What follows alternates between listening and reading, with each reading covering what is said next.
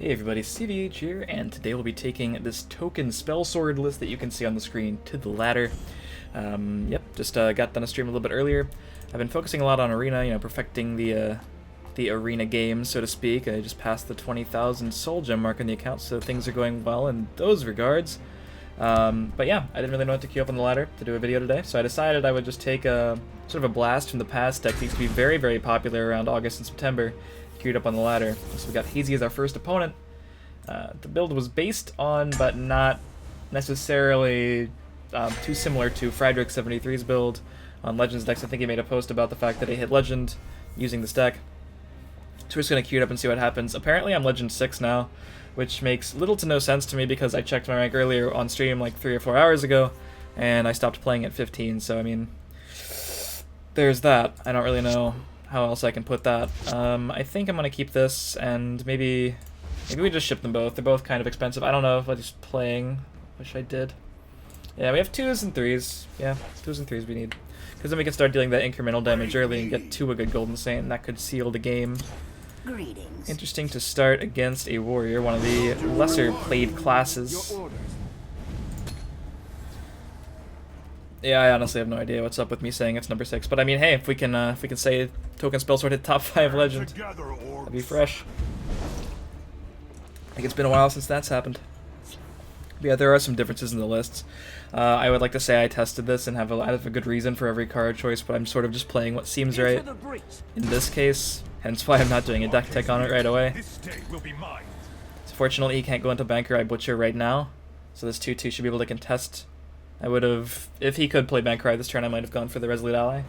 Resolute Ally is very favored to hit, obviously, noticing the list is super into the willpower and not as much into the endurance. Using endurance basically for just really good plays on curve. Everything from Nogleaf to Windkeep Spellsword in endurance in this list are just things that you're really happy to play for the amount of magicka that you have at the time.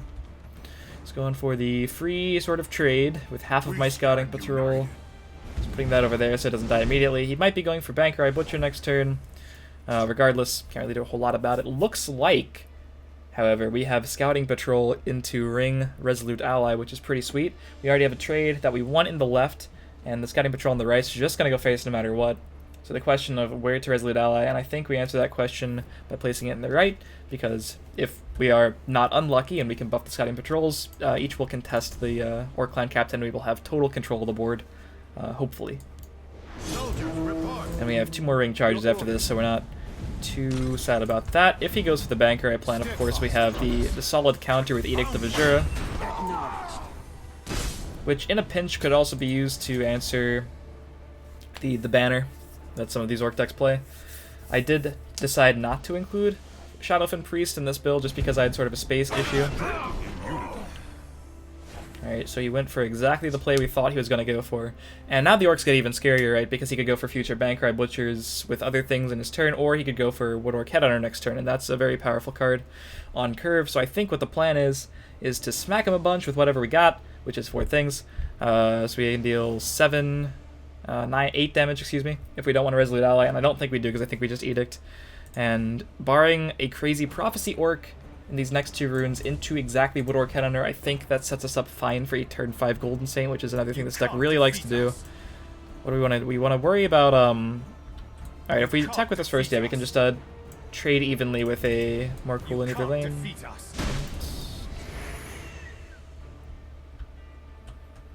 I wonder if he played the 1/4 in the left, would I play Resolute Ally instead?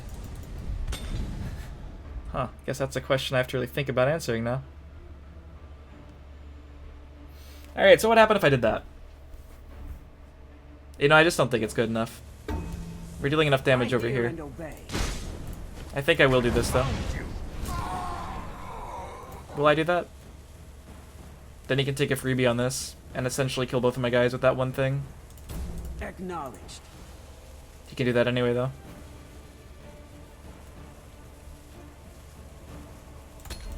I don't think I do that. That's tricky. It's tricky whether or not to set up that trade. Wonder if I could think about it more. But yeah, it's important to think about like ways to play around different prophecies, but they're all kind of awkward. Like the 1/4 especially is pretty awkward. Luckily this is not a Wood Orc Headhunter, far from it.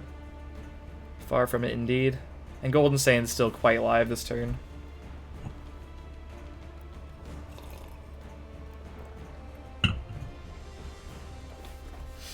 Yeah, back in the day, August and September, if you guys weren't playing around that time, like I said, this deck was regarded as one of, if not the best decks in the game. It has since sort of fallen out of favor. A lot of Ice Storm decks took over, then decks that beat those decks, then just better mid-range and tempo strategies. And the token decks that do exist now, like the aggro token archer, are much more aggressive. They function much more like aggro decks. So yeah, we're just going for the turn 5 Golden Saint here. Because it's incredibly good. Should be able to trade with all 3 things he has on the board. Trading 1 card for 3 is okay by me. And that should leave us a pretty clear shot if we want to go for East March into Ally. And just keep pushing the damage. Future draws. Imperial Reinforcements wouldn't be bad on the left. Divine Fervor would be okay at any time, I think. We're just doing that to cycle. Just anything we can use to further our aggression. Pit Lion next turn, assuming he can't clear the entire left. Even if he can, it doesn't really matter, because he won't be able to clear both lanes, obviously. Or all of both lanes. He can clear some of each lane, but not all of both. Maybe all of one, but then we can East March into Pit Lion if it's in the next 2 cards, assuming he doesn't break a rune here. Alright, so he is clearing all of the left lane, I think. Looks like he's highlighting that, yeah. Going for that trade, that is okay with me. A lot of orcs. Unreasonable to assume we could just clear all of them. Nogleave. That's a card. It's a card that I don't actually know if we play now. Luckily, it wasn't on the top of my deck when I played Resolute Ally, but I'm thinking we might go for the... If we go for the East March Resolute Ally on the right, we get a favorable trade with our Scouting Patrol guy, our Imperial Grunt, against the more cool. We get to push 4 instead of 3, which isn't that big of a deal, but we put him at 12. Then we have 5, 6, 7, 8, and he has to clear. And then we set up Nogleave next turn, which is totally fine as well. Yeah, I think I'm going to do this. We can cycle as well. I'll regret putting it in this lane if it's Pit Lion, but if I put it in that lane regardless, he gets a free trade. And like, this is just a better play than Pit Lion almost all the time here. We'll hold, no matter what. Okay. So if we need to reload with like Imperial Reinforcements later, that could be good. Steadfast. Alright, good. You always hate to draw the willpower card, and then the next one is not one of the colors you're looking for. Defeat us. You're fortunate in this case.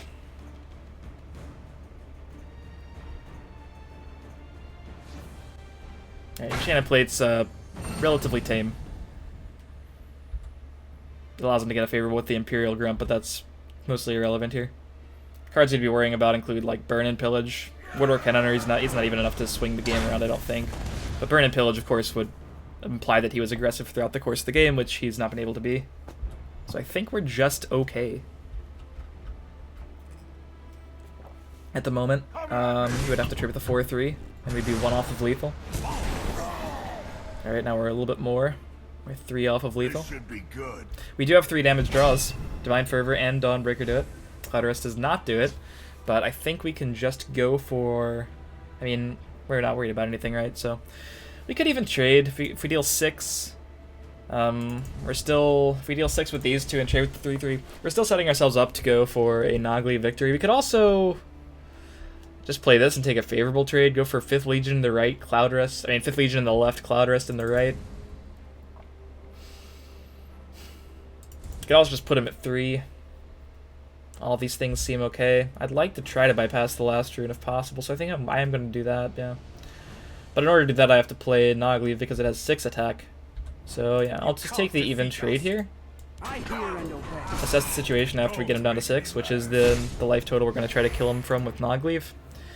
And, I mean, if he adds a Woodwork Headhunter to either lane, he can just go ahead and kill my Nogleave. So I guess I'll just put it over here and try to block the most damage, save our other guys. Yeah, sure. Again, Burn and Pillage is not a relevant card right now, because he has not dealt any damage. Well, and he has not broken any runes. Destroyed runes. I don't know why I keep calling them like breaking runes, like Duel Masters or Kaijuda, but it's they're destroyed. They're not broken, I think. Right? Yeah.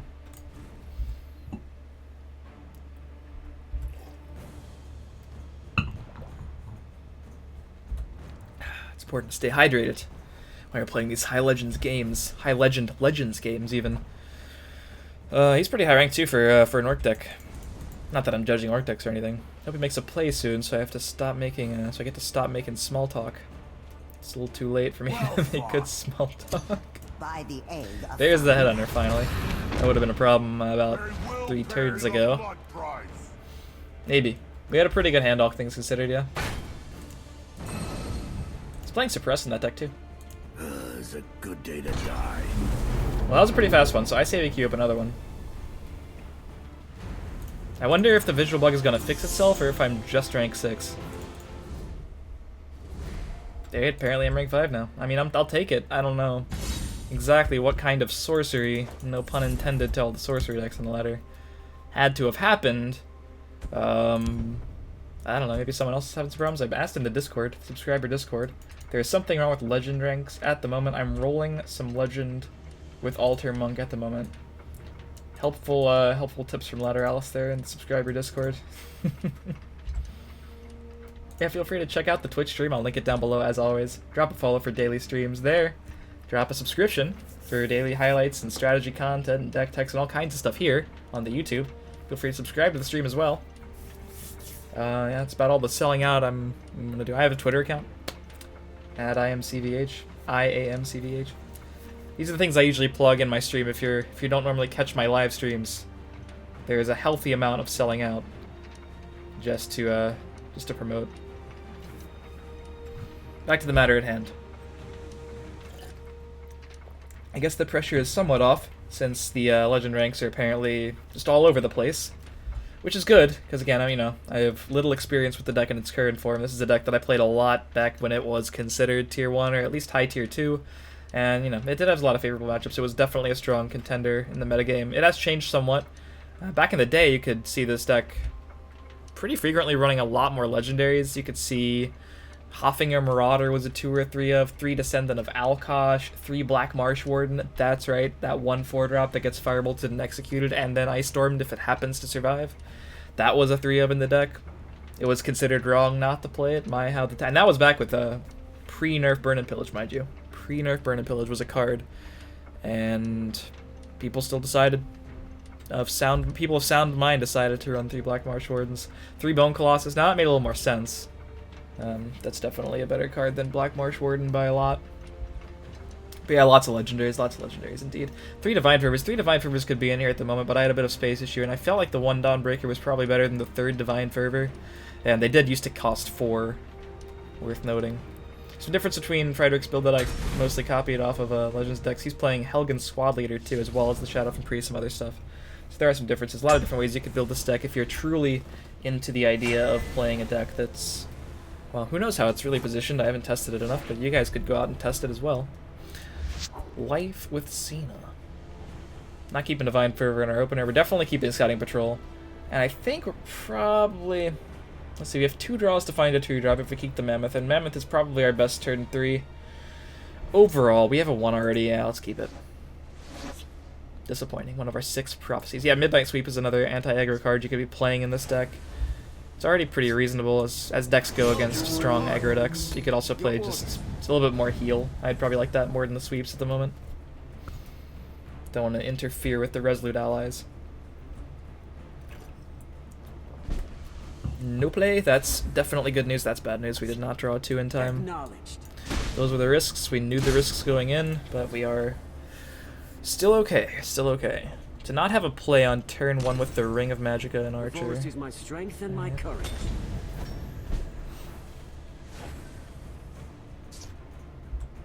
So I think we play Young Mammoth on the left. I really wish I'd had that last turn. Couldn't really tell you how much. Into the breach. Yeah. So he's gonna attack my 1/1, I think. And then we're just gonna refill with Imperial Reinforcements. Now, he would have had to draw Fighters Guild Recruit. That's a problem. By playing on Young Mammoth, he could just Fighters Guild and I'd have to attack it, but I feel like he would have played that last turn just to contest a 1/1. Close ranks, let nothing through. Yeah, he's gonna buff that, yeah. Take you to mess with me. And that is slightly sad. Slightly sad.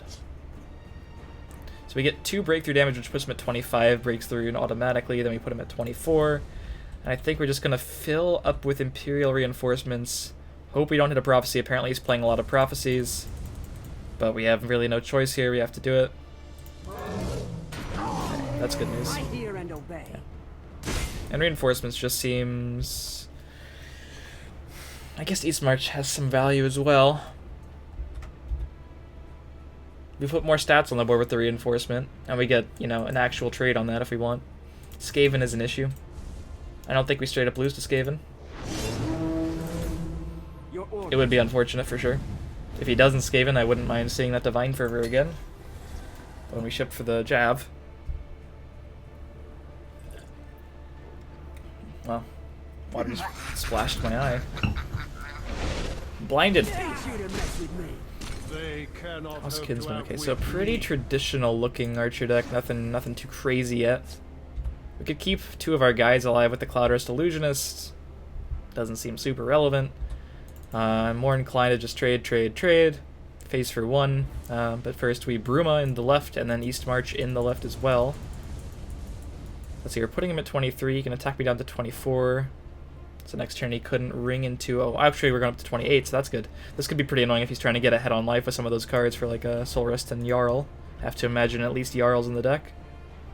Yeah, let's do this. There's always a plan. No matter what. Into the breach. We trade a fraction of our reinforcements in, a fraction of our scouting patrol kill the Murkwater Witch, and it looks like we're trading a lot of things in, but we're really not. Not spending too many cards here. Gotta wipe my glasses. Physics is amazing. How water can splash my eye from all the way down, halfway in my cup. Just flabbergasting. Oh, that's a weird card, isn't it? That's unexpected. So maybe a very aggressive version of the deck with a lot of prophecies. Doesn't bode super well for me. Well, this Cloud Rest is looking real nice, though.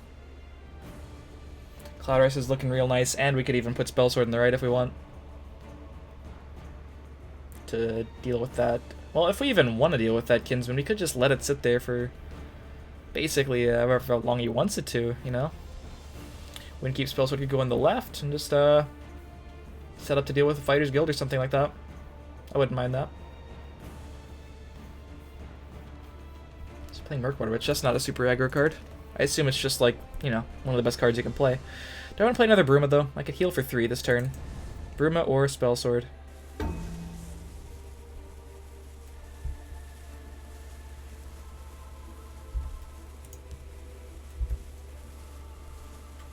There's a plan. There's always a plan. A little distraction might prove useful. You won't foil my plan. Bruma seems important now, and since I played the other Bruma, I think I just take this trade.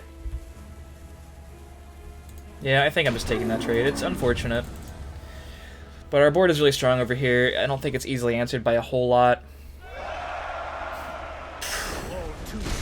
Just when I think I know the deck I'm playing against, man. Just when I think I do. No prophecy. Okay, good. Shadow Shift. I really want to get aggressive, but I'm so scared of all these prophecies. Potential prophecies. Sorry, we don't know they're actually prophecies yet. Well, we can kill that for free. And we can heal a lot while doing it.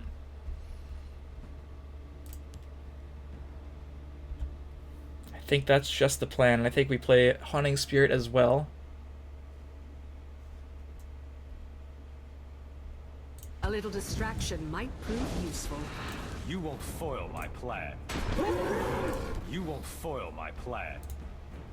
Behold my power. Did hit a prophecy this time. Close ranks. Let nothing through.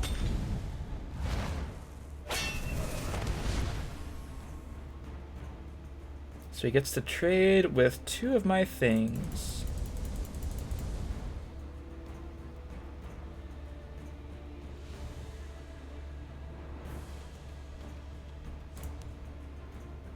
I think playing this over here is fine enough. That 2/2 is just gonna die. I do heal for 2 more. These put in a lot of work this game. Alright, if that was another prophecy, things could be a little bit rougher for us, but it looks okay. Like I said, you know, if I didn't say it, I was definitely thinking that the arena's putting him on a clock as much as it is us, and it's not even really putting us on the clock yet, so he's forced into the defensive role right now, which is good news for us. Because if that deck gets ahead of us in life or on the board, I don't think we ever really come back. We don't really have a comeback mechanism in the deck. There's no board sweep, there's no real swing card. We just have cards that propel us from slightly ahead to very far ahead, such as Pit Lion, Divine Fervor. all that kind of stuff. So we do just have lethal. Is there any way to guarantee this? I don't think so. 4, 5, 6, 7, 8, 9, 10. 8, 9, 11, excuse me. 11 and 2, obviously. There's a way to sometimes guarantee it. Alright. By Arcade's beard, this day will be mine. Hold your positions. Behold my power.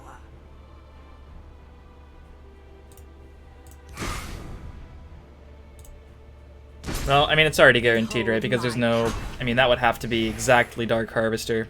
Yeah, but I was thinking maybe we could East March over the Haunting Spirit. It seems insane.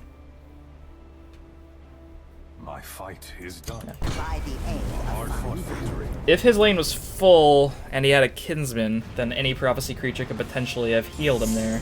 Fortunately, that wasn't the situation. His board was relatively empty. So yeah, that was a little bit of Token Spellsword at apparently what one might call High Legend Ladder. So hopefully you enjoyed this brief look into a past Tier 1 deck in Elder Scrolls Legends, and a deck that might see some resurgence again. If you have, feel free to like, leave your comments down below, subscribe to the channel for more, and I will see you guys next time.